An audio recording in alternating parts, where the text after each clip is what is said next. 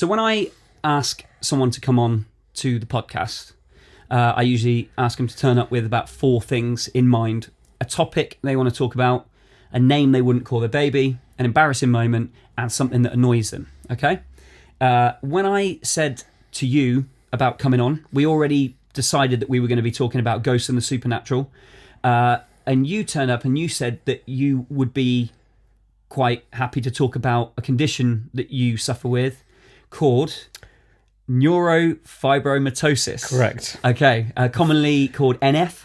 NF1 or 2, depending which variation you've got. Okay. But NF doesn't score as much in Scrabble as the full word does. No. So. I can barely say it, let alone spell it. So, you know, I was more than happy for you to talk about it because it's something that you deal with on a daily basis and stuff like that. Yeah. So I'll leave it to you. You tell us, what is neurofibromatosis? Well, so it's a genetic condition, which I obviously was born with. My variation is NF1 or neurofibromatosis type 1, which affects the growth of certain cells in the body. Okay. So it affects chromosome 17 of my DNA makeup, and there's a chemical which is produced which grows the nerves, and the defect in the gene makes more growth at the end of nerves possible. Okay. So you get bubbling on the skin, or lumps and bumps. Yeah. So I've got quite a few all over my body, as people who know me would have seen. Yeah. And that's pretty much as it goes for me. There can be some learning difficulties involved with it. Previously, I was diagnosed with dyslexia. Previously? But it's not dyslexia. It's actually part of the learning difficulties I have with the condition. So that's another thing which can be a side effect of it, let's say. And yeah. Okay. And then I get sort of other parts of it as I'm very insular. Yeah. You know, I don't tend to go out too much unless I'm specifically invited to something. I can't go out on my own to a pub and hope to meet people. Yeah. You know, I need to be people I know. I feel very self-conscious. Well, I totally understand that. I'm not saying I can't understand living with the condition, but I've said to you before, I've had like phases of ingrown hairs on my neck, as gross as it sounds, and you know they come out, and I'm like terribly self-conscious about it, just from a little like spot on my neck that I've been digging at and can't get it. And sometimes I just don't want to go out because of it. It's like, oh my god, it looks gross and all this kind of thing. So I really, I can't imagine what it's been like for you to overcome something that's a condition. I mean, going to a swimming bath or going on holiday, going shirtless is very hard for me to do. Yeah, I need to really get over it because I've got hundreds of lumps and bumps everywhere. So how old were you? Have you always had it? How old? Yeah, it's a genetic condition, so I was born with it. Okay. But the lumps and bumps don't manifest till sort of puberty time, pretty much. Right. Then they start to go. But as far as I can remember, I've always had lumps and bumps.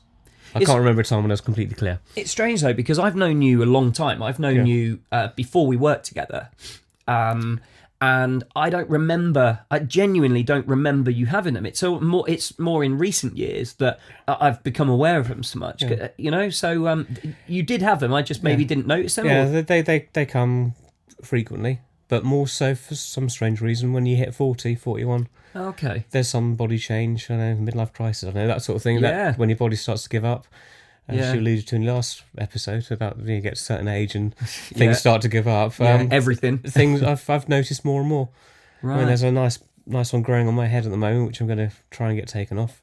So hence a bit of the long hair at the moment, just to hide them up. No way. Yeah. Okay, I didn't realise that. No, the beard's there to hide a couple around my face, which I don't like, and then, you know, there's several on my scalp, which I'm trying to hide now.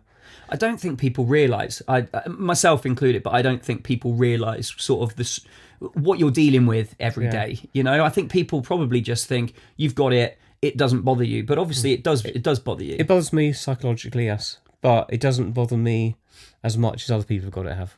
I'm very mild. There are people who've got it far worse, really bad, you know, problems with it.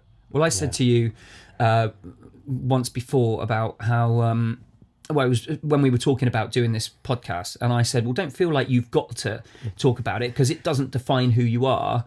And you said you think it does because it shaped your personality. I do. I really do think it affects me. Okay. Just being self-conscious, you know, approaching people and, you know, ask them out or anything, for example. It's very hard. You know, if I've got to the stage where I've asked somebody out, you know, I've got over a big hurdle to do that. Yeah. You know. And it's a big deal. Yeah. So is it hereditary? It is hereditary, yes.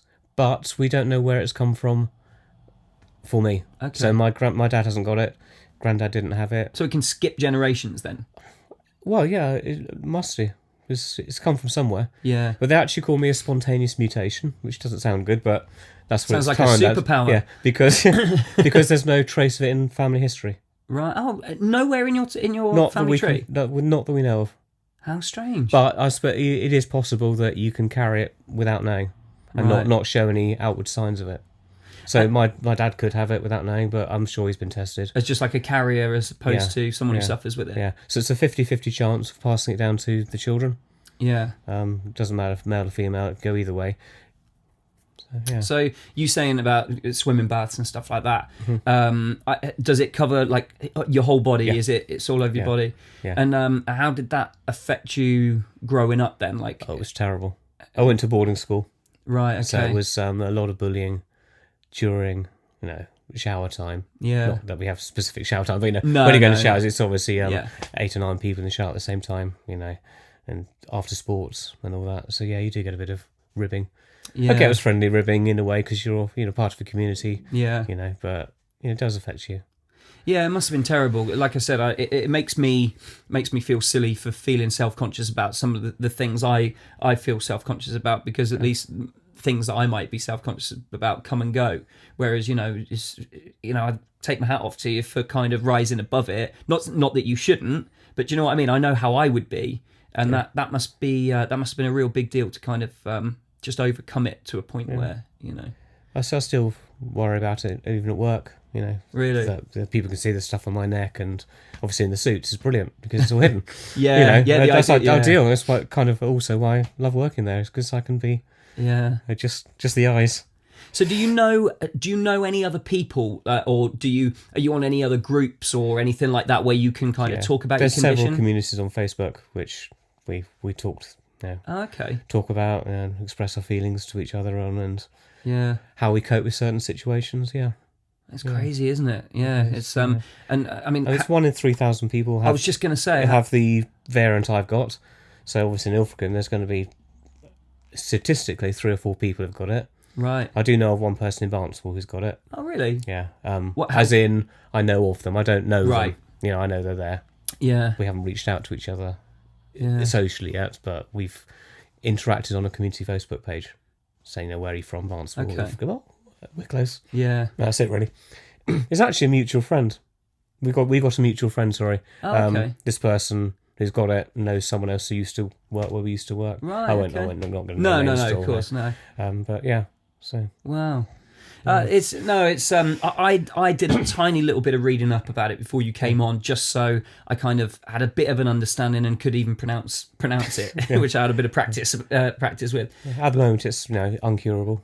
Right. Oh, because it's in my DNA, so they can't change your DNA yet. And there's no medication or anything you take. It just is what it is. You can supposedly limit growth by having turmeric.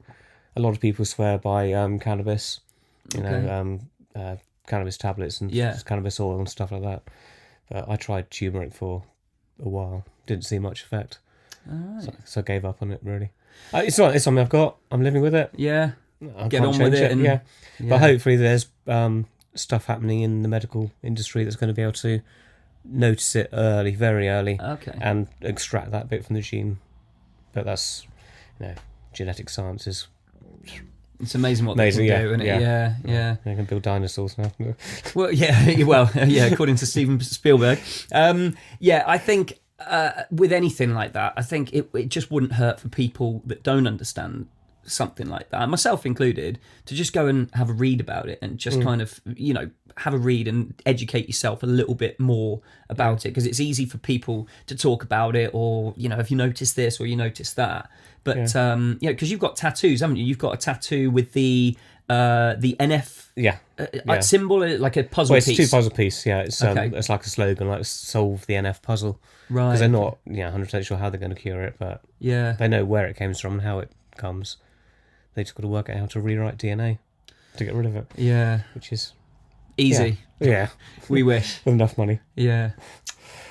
So go and educate yourself, guys. Neurofibromatosis, NF. Yes. Is that right? Did I say that right? NF1. Yes. The problem with Google is don't take the pictures you see on there as everything. No, you know what Google's like. Worst case scenario. Worst case scenario, horrific. Which, Yeah. Some people really got it bad. Yeah. Unfortunate. I'm quite mild at the moment. But, it affects me. Affects my social life.